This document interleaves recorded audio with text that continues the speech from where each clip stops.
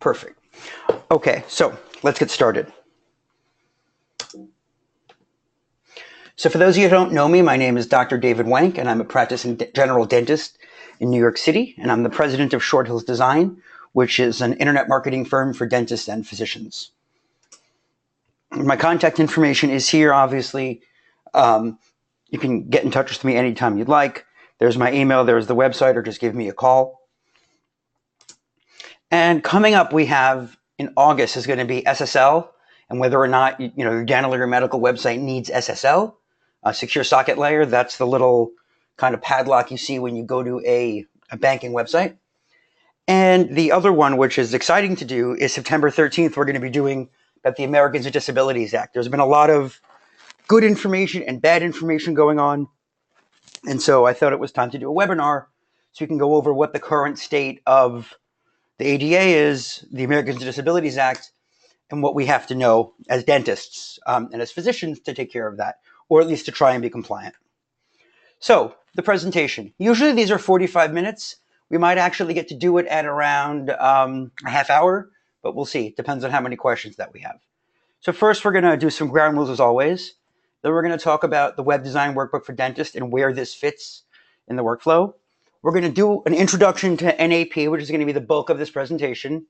And then we're going to do a live example of Moz.com Local, which is the NAP product that I use and that I recommend that my clients use. There's no right or wrong NAP product, but this is what I prefer. And, I use it, so the proof is in the pudding.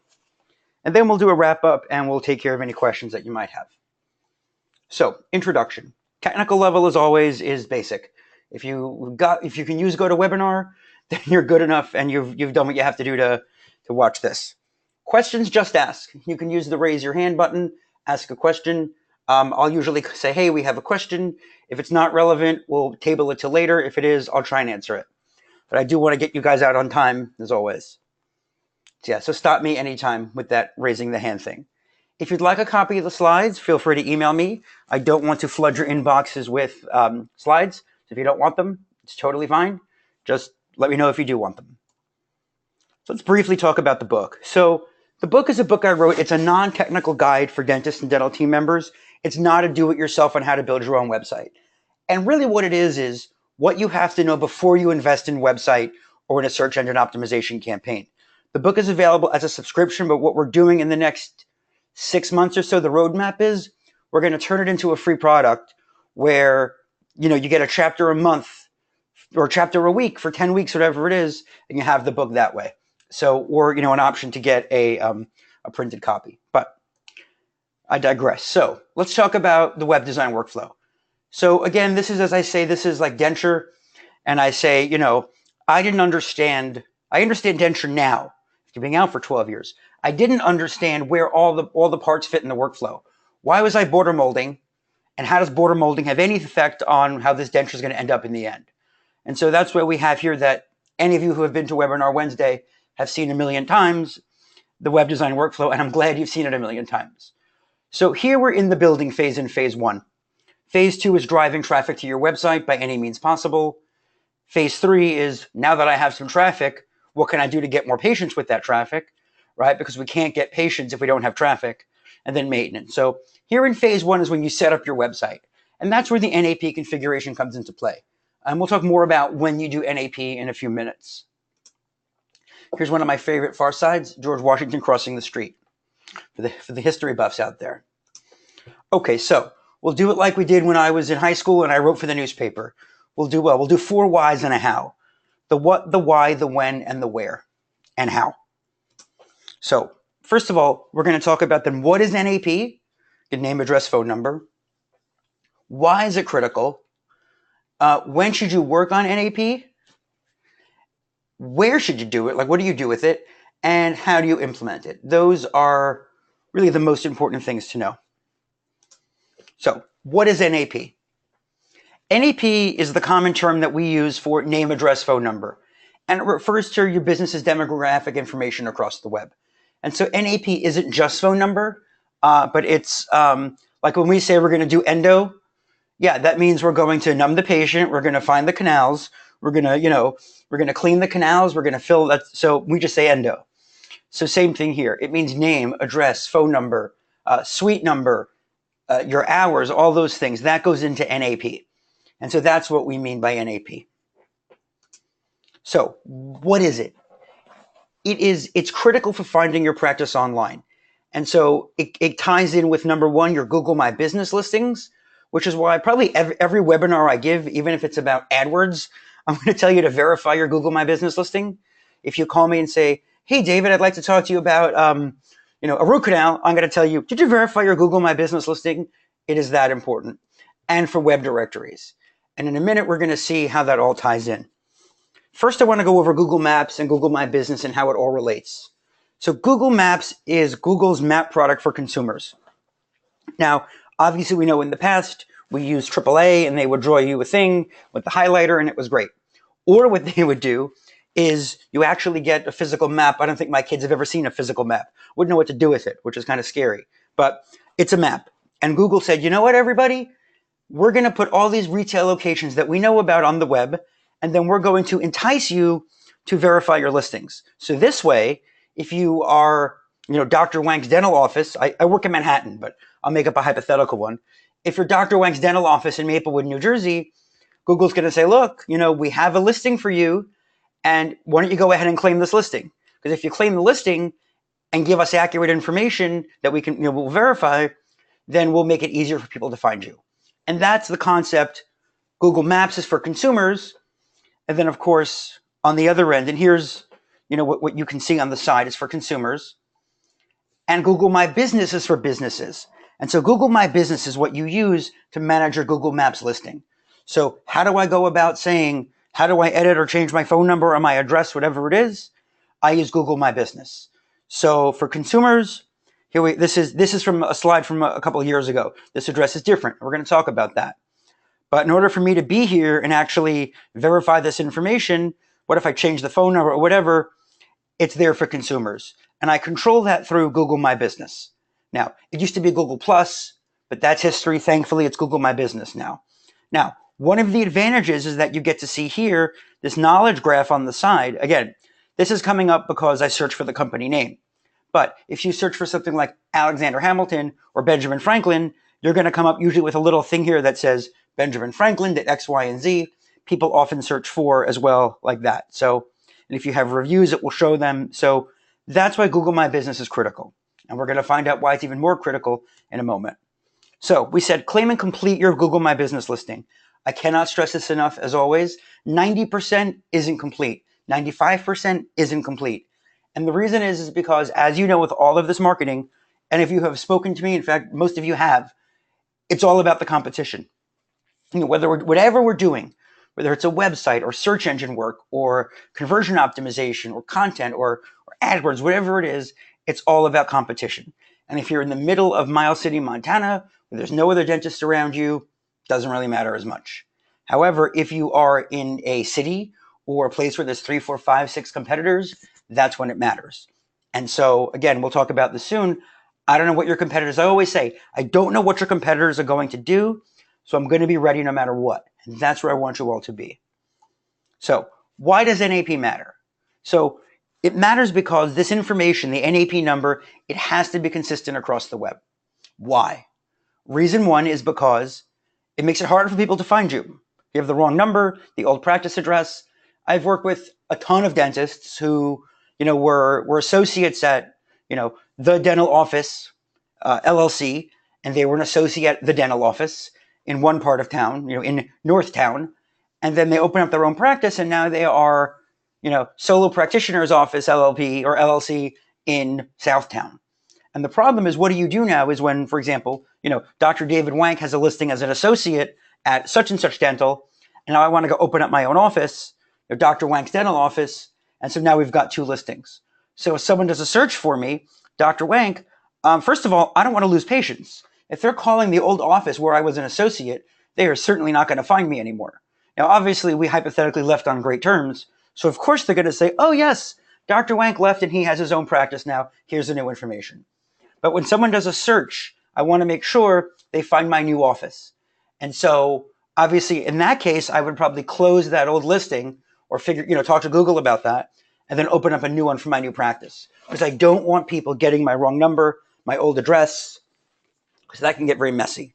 Now, it can also affect search engine rankings. Remember, Google's goal, other than obviously making money, is to avoid a poor user experience. And everything that we do, that I do, is really, yes, to rank you well, to drive traffic, but also to really get a good user experience. That's why we worry about page speed. That's why we worry about alt tags. And those are the tags that label your images if they don't load or they load slowly, for example, or if someone is using a screen reader, for example. But these are all things that, yes, affect websites because they affect experience. So obviously, if someone goes to your office and has an endo done, it's a terrible experience. They're not coming back. So that's certainly a problem. And the same thing here. So obviously, Google is going to, I don't want to say reward you. I don't know whether to say to reward you or not penalize you. And that's how you have to think about it. By doing what Google asks, they are going to reward you / not penalize you for having, the mistakes or not the mistakes. So inconsistent data leads to a poor user experience. And as you've seen, because if they find your old office and call, they get annoyed. And then they say, you know what? Google stinks. It doesn't have the right information. I'm not using Google anymore. So, okay. So now let's take a look here. So what I did is I did a search, dentist Jersey City. And that's random. I don't work in Jersey City. And if you look here on the left side of the slide, these are these Google Maps listing, the famous Maps listing, the 3-pack, the 7-pack.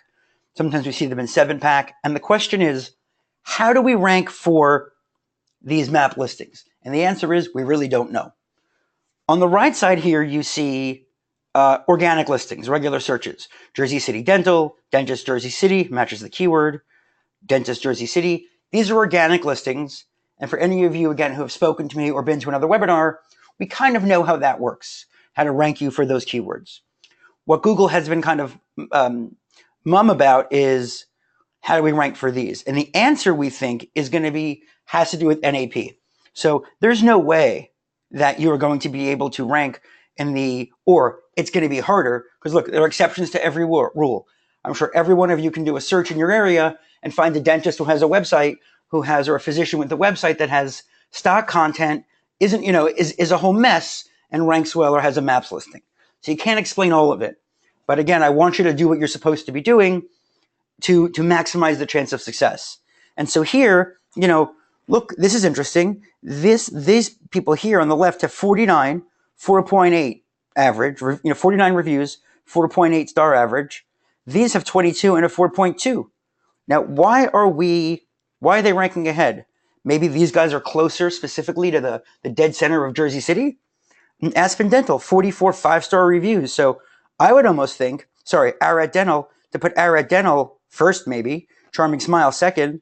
What's your normalization? 48, 4.8, 49, 4.8 star reviews, or 44 5-star reviews. But why is Jersey City, they may be great, I don't know them, but why are they first? But they're not in that conversation unless they verified Google My Business. Now, more places, I don't know if anybody's clicking that. So that's why, again, it puts you in the best position. Now, what's over here? So obviously some of these you sign up for, some of these you don't. So here, for example, yp.com. Yellow Pages, or YP, is one of those sites that makes a listing for you, like Health Grades, and says, oh, are you Dr. David Wank? Claim this listing. And so one of the ways they get the information for you, and we're going to talk about this, is from, because I didn't sign up for yellowpages.com. I certainly didn't. And I didn't sign up for ZocDoc. And I don't know, honestly, if ZocDoc pulls your data and says, hey, is this you? It might. I don't know. But for example, but yellowYP.com, Health Grades, those sites, find out your demographic information and then say, is this you? So you can, buy the listing or update the listing. And that's where NAP comes into play also, because again, I don't know where people are going to find you. So I want to make sure that wherever they find you, that the information that they find is accurate. And zooming in here, I'm just showing you this again. These are, now, why did, this dentist, even here, AV Dentist, Jersey City, Hudson County, Dentist in Jersey City, why did this rank below something as generic as ZocDoc or Yellow Pages? I don't know. That's an SEO issue. But certainly you can see here, you want to be on that YP listing and all these listings. And so that's one of the reasons we harp about NAP. So moving ahead then. So how do we do this? What's going on with it? So there are hundreds of directory listings on the web. And one of the things we want to do in the past is get listed in all these directories for search engines. And that's not really the reason we do it anymore. The reason we do it is because we don't know where people search, and we want to make sure that when they search, again, they have accurate information. So only a handful of them are relevant. Because if you remember years ago, you'd go to a show and they would tell you, oh, we're going to build you a website and we're going to submit you to the top 100 search engines. Okay, and that's not really a selling point because these days, at least the last 5, 6, 7 years, Google and Bing will find you on their own, truthfully. And if you have analytics installed or in Google Search Console verification, which all of our clients have, Google will find you faster.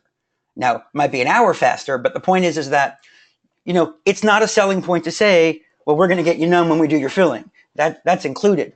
And so it's also when we say we're going to submit you to 100 search engine listings, who's using them? If you have the, local Maplewood Township search engine, who cares? Directory listing, it doesn't matter because no one's searching it. So the idea is that only a handful of these search engines are relevant. And so submitting to them is I'm selling you a whole lot of nothing when they used to say that. Same thing with directories. You could find hyperlocal directories, but at the end of the day, they're the big ones, and those are the ones that are important. And so only a handful of them are relevant. And so most directories get their information from larger sources. So if you remember, if you think about what I said about search engine results, if any of you still use AOL as a browser or as a search engine, you can type something into AOL, and in the corner on the top, it says results powered by Google. So it doesn't matter whether you're using Google or you're using Google with an AOL veneer over it. It's still results are coming from Google. And that's where we get into this. So most of these directories pull from Google My Business. So again, this is why I'm getting on everyone's case about it. So here you have Google My Business, which, as we said, is connected to Google Maps. It's all tied in. And so these directories, they look at the information on Google My Business, directory 1, directory 2, and so forth. These directories pull information from Google My Business. And these smaller directories, these hyperlocal ones, or the ones you and I have never heard of, either get them from larger directories or directly from Google My Business. If you try to do a business page for Facebook, as many of you have, and do it if you haven't already, they're going to ask you to verify yourself through Google My Business. So because Google My Business is seen as authoritative, and that's huge. So again, these minor directories get the information from here. Who gets it from here? Now, can I guarantee you that you're going to catch this one and that one? No. But if you've got this filled out and we talk about getting on these, you're going to be in pretty good shape.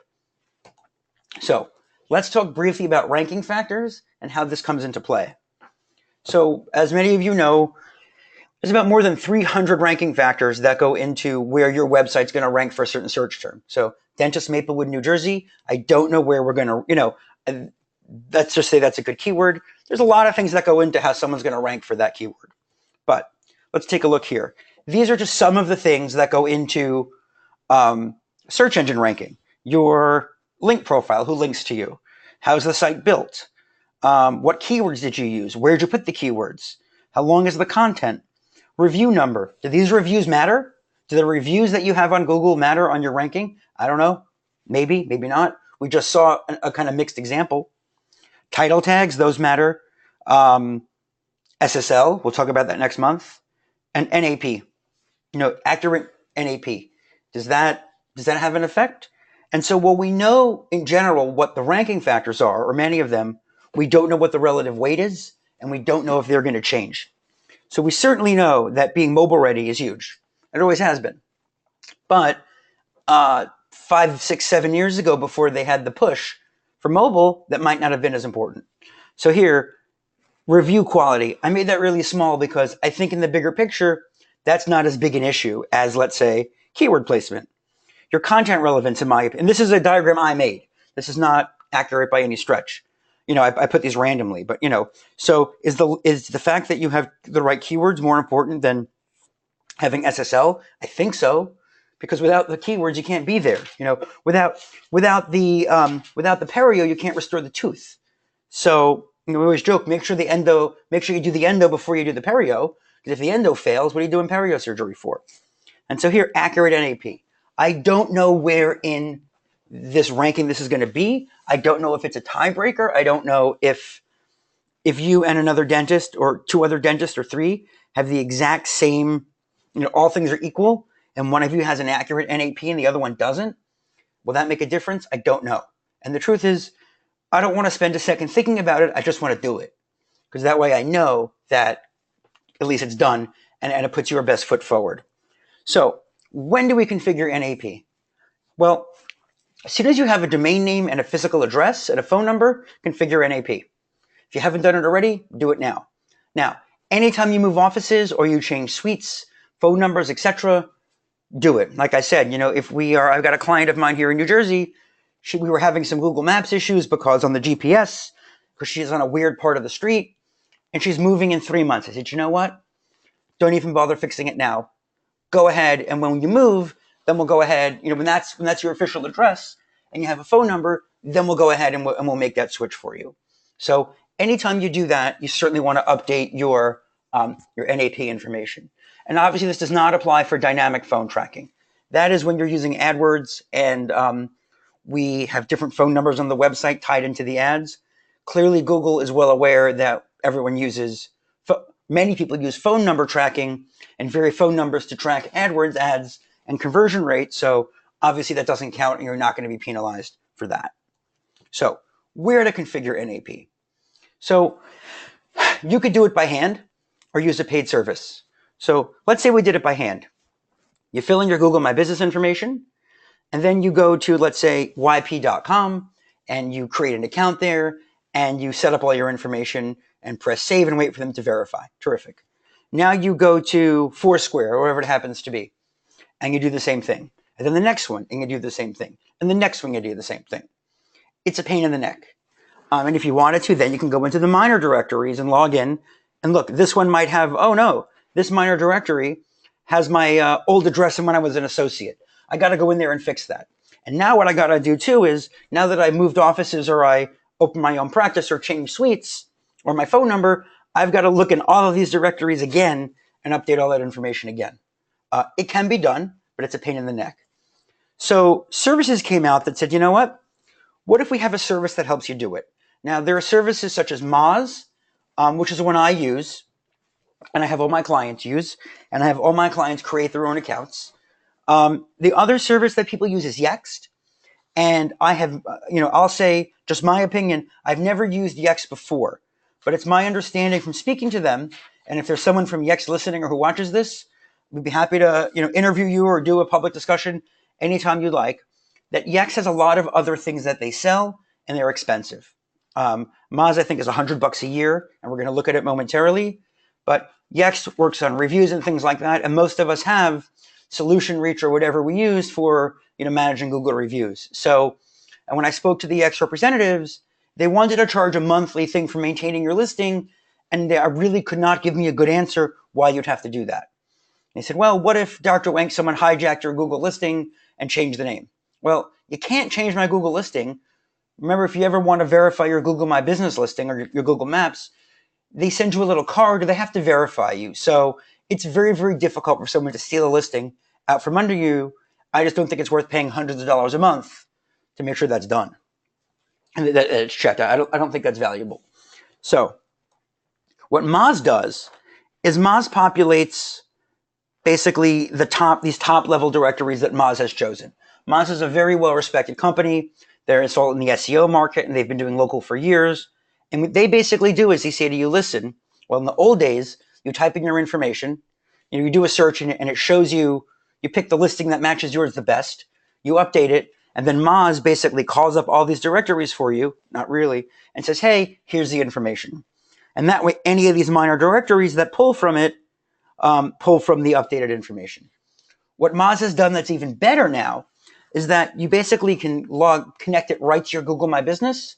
So you have verified your Google My Business listing, which you all have, or after this webinar you will, please.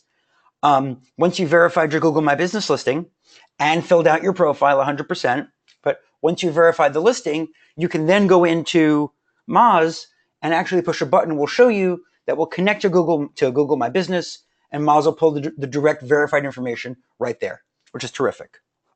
Now, Yext, for example, will market that. And again, I don't know their product, but I mention it because I know the difference. Yext will submit to all of these minor directories. And the truth is, if it were the same price, maybe that'd be worth it. But I have yet to see that there's more value in Yext to get to again, do we need to submit to a search engine that's run by someone in their, in their broom closet that has 3 users? I don't think so. Same thing with the directory that, only me and my kids know about. It's not very useful to you. So, okay. So how do we do it? And the way we do it is we're going to do it in Moz. So let's switch to a live browser so I can show you Moz. Okay, so now you were seeing Moz. And so what you do is you go to moz.com, and I'm already logged in here, but you come to Moz Local. And under Moz Local, they're going to show you, how it works. And under how it works, you can watch, you can watch this video. It's 1.5 minutes. I'm not going to walk you through it. But basically, this talks about, the main aggregators of location data and establish a consistent listing. Then we distribute you to the major aggregators. Now, what you can do is check your listing. And if you click to check your listing, you type in your business name here, and it's going to let you select a listing that is closest to yours. So, but let's take a look now at my listing. So what I did is, and here, if you wanted to do this, Google My Business Sync, obviously, what you can do is when you come here, you pick your office, and then you click check my listing, and you pick the one that's you. You'll be there.